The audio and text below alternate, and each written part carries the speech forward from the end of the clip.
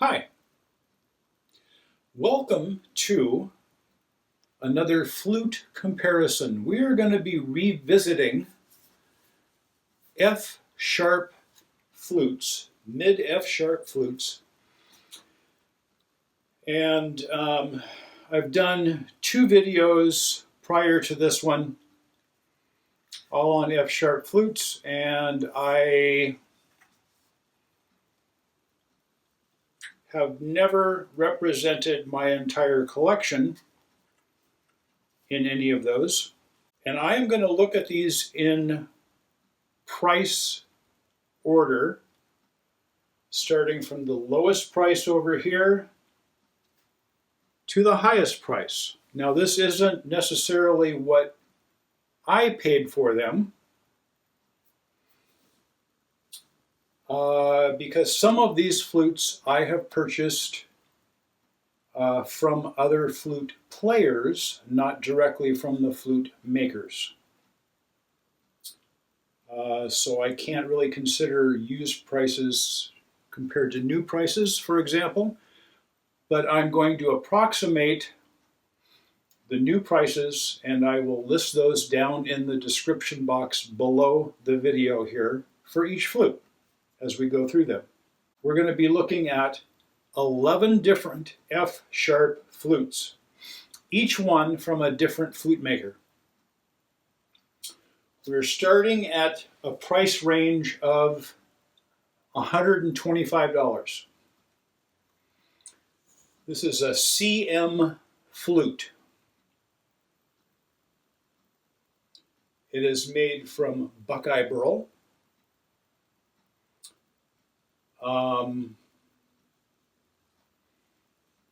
And I'm not going to go into a lot of different details. This is a two-piece design, two-piece routed design, and I had to do some modifications, and I spoke to the maker on this flute. I did buy it new. He had told me it was tuned to 440 hertz, and it needed some work, and I was able to get it working. But the voice is very nice.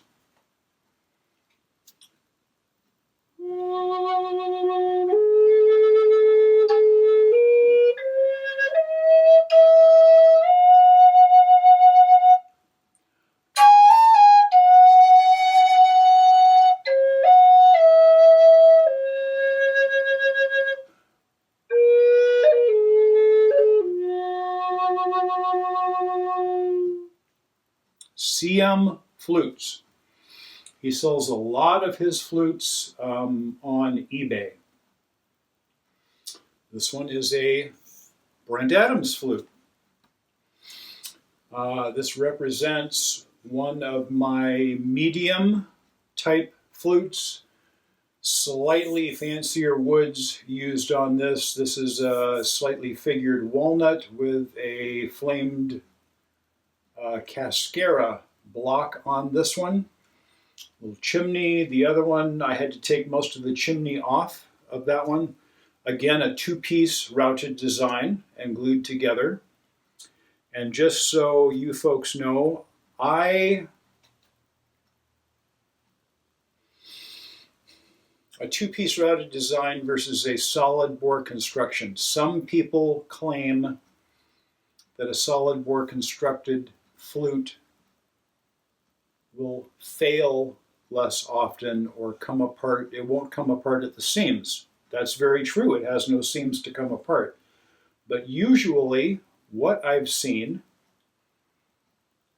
if a flute comes apart, it is usually somewhere in the grain pattern, not at a glued joint. Usually, if it's done well, the glued joint is stronger than the rest of the grain pattern. And I've read about tests that also state that. Anyway, I'm going to start over again now with the flutes because we've forgotten what this one sounds like. CM flute, buckeye burl.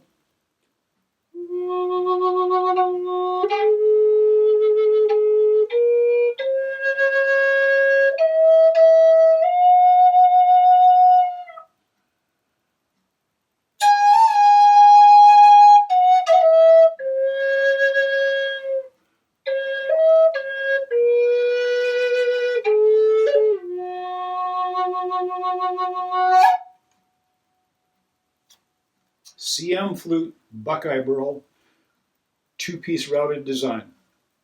Brent Adams Flute, two-piece routed design, slightly figured walnut with a cascara block that has some figuring on that.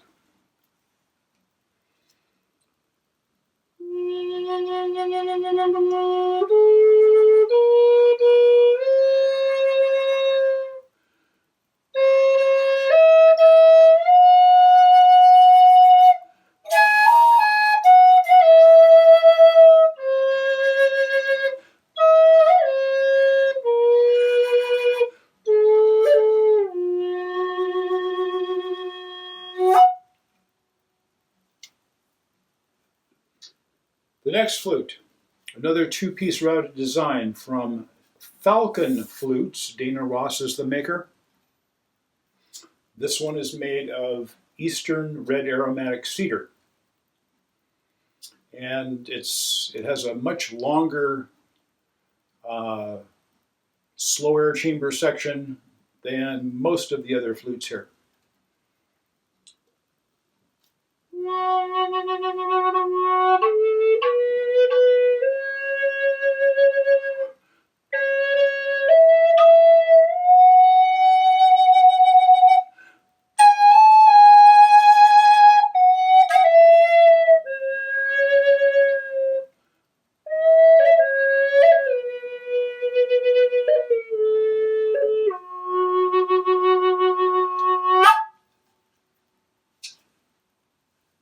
Probably one of the cleanest sounding flutes, clearest sounding flutes in the bunch, probably.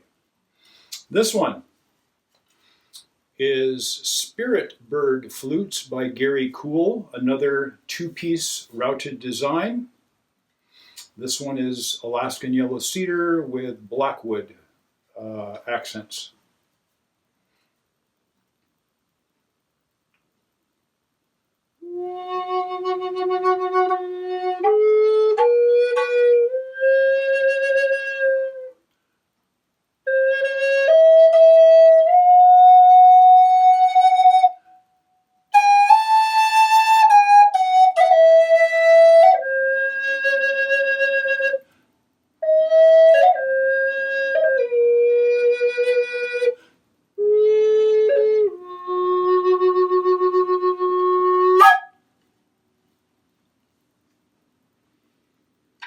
The next one is from Bees Native Flutes. Brian Towers is the maker. He is up in Canada.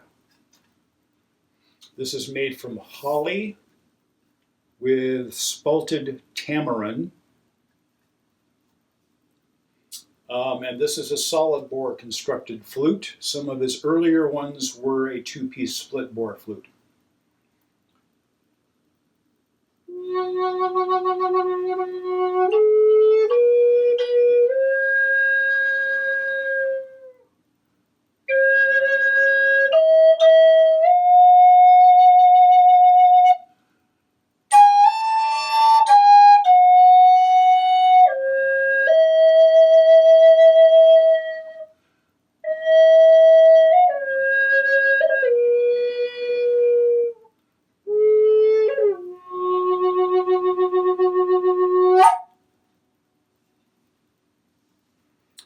The next one is from Tree of Life Designs or Tree of Life Flutes. Ed Doherty is the maker. Red Grandis is the flute wood, or the flute body. End caps are, and the center of the block is red leopard wood. The outside of the block is maple, flamed maple.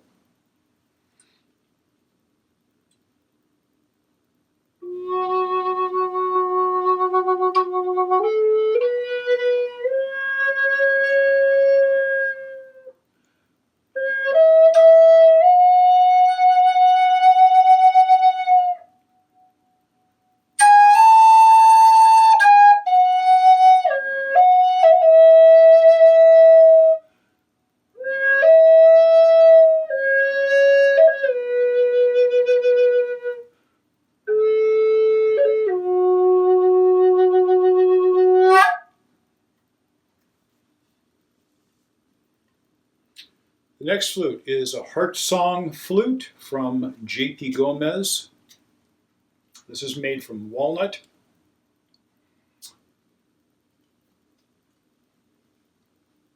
And this particular flute is a two-piece bore construction. I believe his newer ones are a solid bore construction.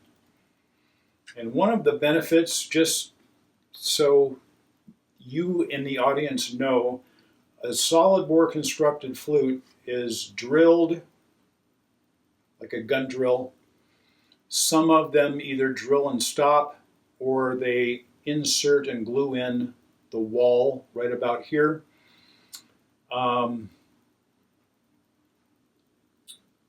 So you don't have to take two pieces of wood, route each side, and glue them together. It saves some time and effort and glue costs, things like that. I wish that I could make my flutes this way, but that's not the way I started out, and I don't have the funds to be able to afford the equipment to do that. It's very expensive to get started that way.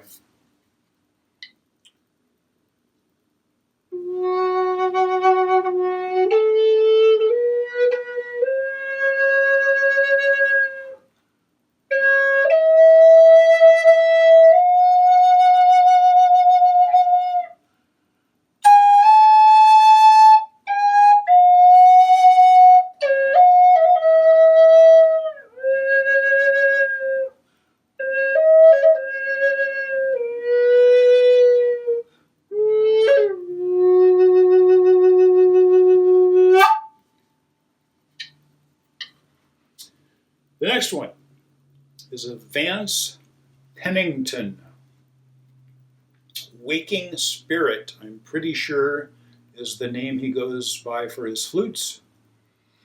This is a gorgeous piece of very highly figured maple. It features some quilted maple and flame maple on here. It again has a little bit longer slow air chamber than some of the other flutes, and a longer section on the foot end from the tuning holes.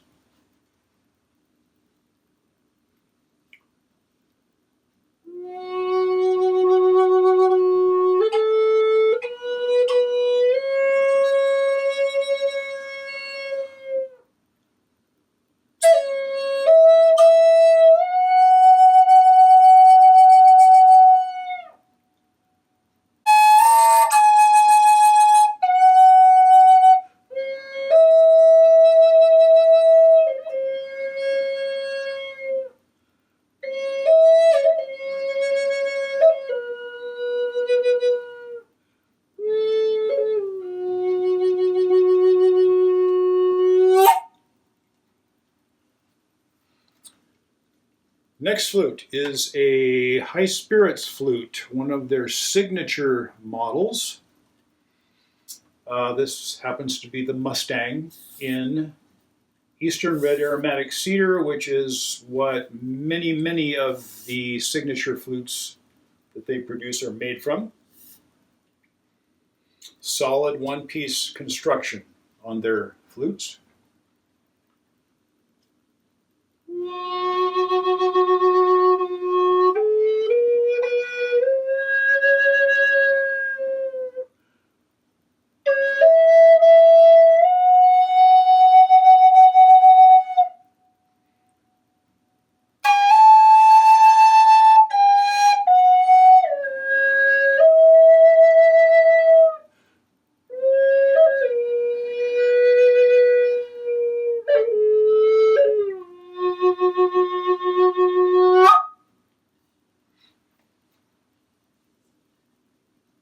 The next flute.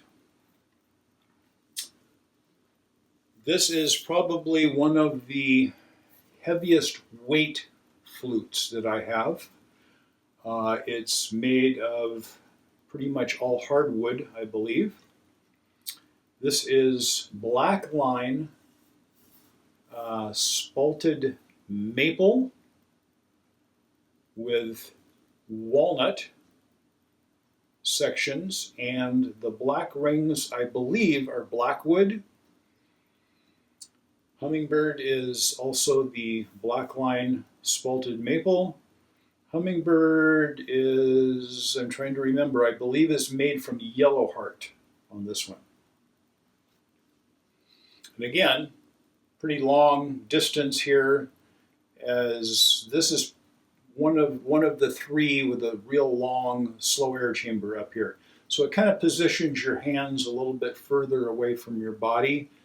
If you're very small in stature, this might make it a little harder to reach the flutes on some of these longer flutes. This one in particular is quite long. You know, it's another 3/4 of an inch longer than this flute. And this is made by Rising Moon Flutes. David O'Neill is the maker on this.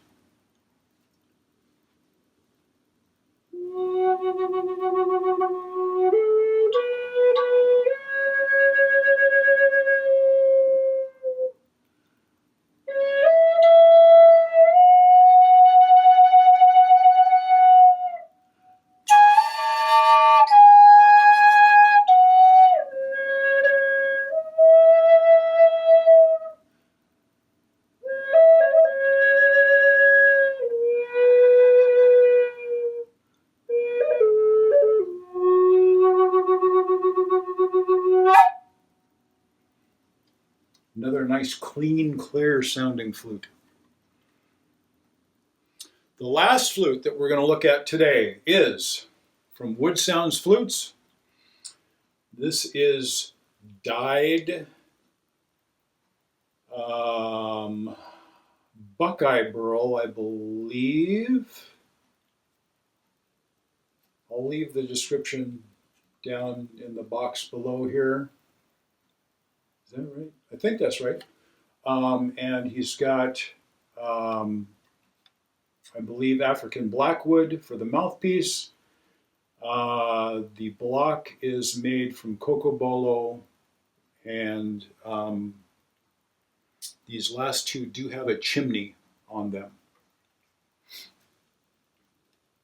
And this has the only flute here that has like a natural end because of the burled wood. Sometimes he likes to do that for the end.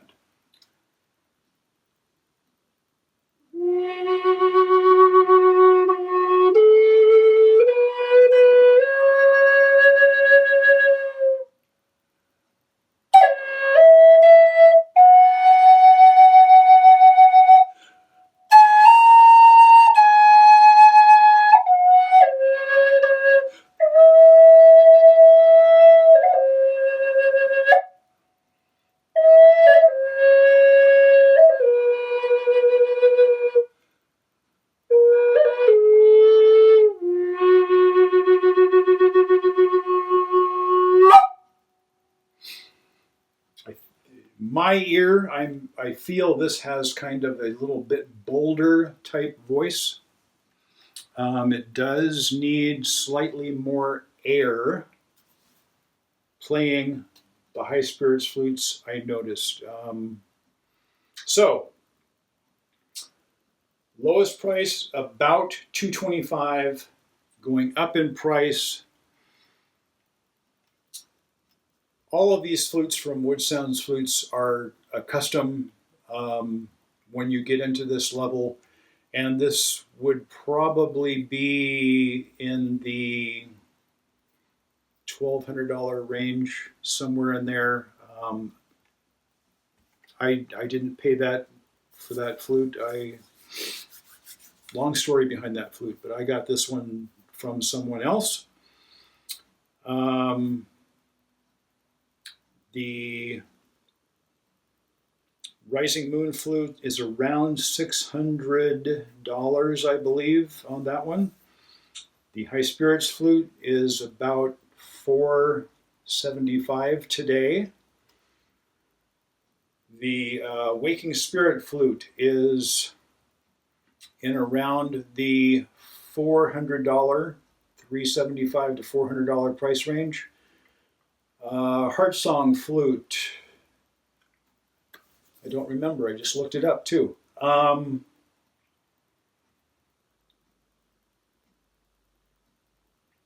think it's around three something. They raised their price not too long ago. The Tree of Life or Tree of Life Flutes or Tree of Life Design Flute is about $265. The Brian Towers Flute, Bees Native Flute. He's from Canada, so if you look at his prices, they're Canadian dollar, the US dollar, you are paying less versus the Canadian dollar. So if it's just round numbers, if it's a $300 flute, US wise, it would be maybe $270 or something like that. So we're paying less than the Canadian amount. And my recollection on this one was around $225. Shipping does cost a little bit more coming from Canada. Spirit Bird Flute. These are around about the same price as this one. This was probably closer to the Tree of Life Flute, about $250. This one about $240, somewhere around, very, very close in price for these three. The Falcon Flute, this was about $175, I believe. My flute, this one I would sell for about $150-ish, somewhere in there, and again $125 for that one. So from $125 to about, let's say $1250, 10 times the amount. So hope you enjoyed the comparison. Let me know below down in the comments, what did you think? Comparing these flutes, again, if you're buying online, especially with what we're facing today, it's hard to try flutes in person. This one, when I got it, it was not quite in tune. It would have been one that I was going to send back, but I made a deal with the maker that I knew that I could probably take care of the problems myself.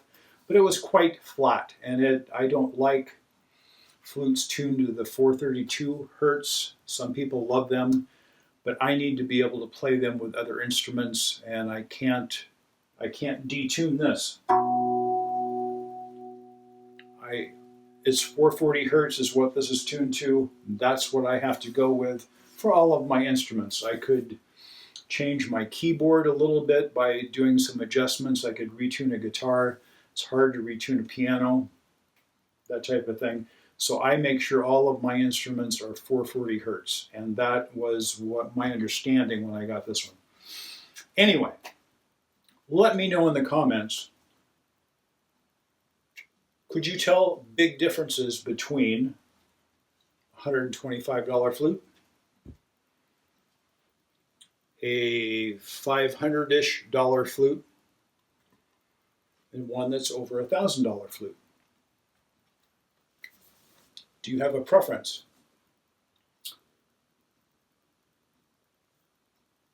Does the sound matter more to you? And I think all of these sound beautiful.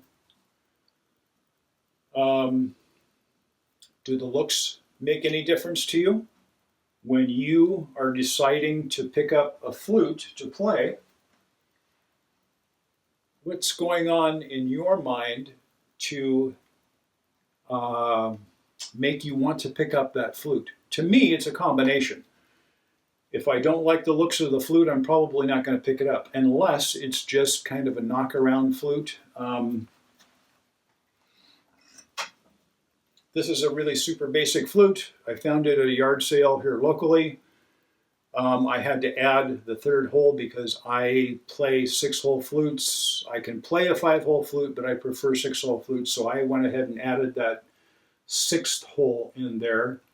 I paid next to nothing for this flute, and I use it a lot. It's one of my favorite flutes because it cost me so little. Plays great, sounds great. I think all of these sound wonderful. They have a little bit different voices on some of them. Some of them are very, very similar.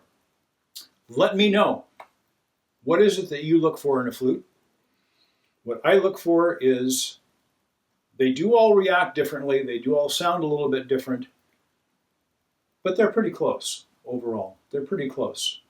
Could I get by on just one of these flutes? That would be hard because some flutes play some things a little bit differently for me.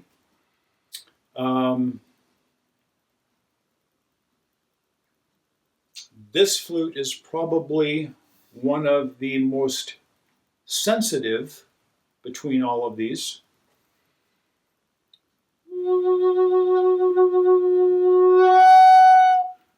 Doesn't take a lot of breath to break into that next octave. This flute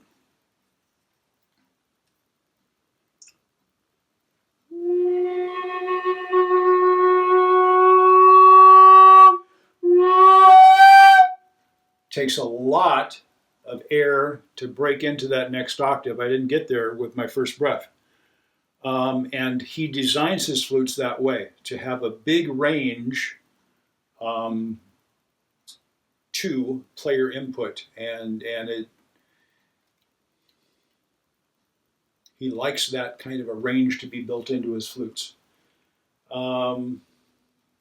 Most of the other flutes, I think, are pretty equal. This one has an extremely thin airstream.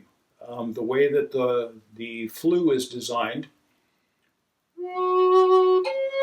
probably has the most back pressure of any of the flutes.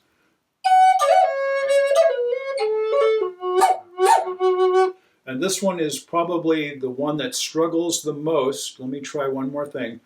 Getting that highest note.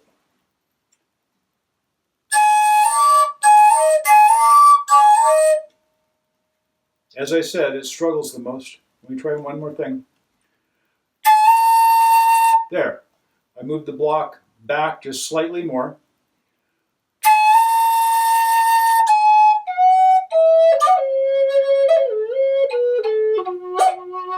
Now, I think it equals all of them in hitting that note. But I did struggle a little bit at first. It's probably the most sensitive to block placement, I guess I would say, on that one.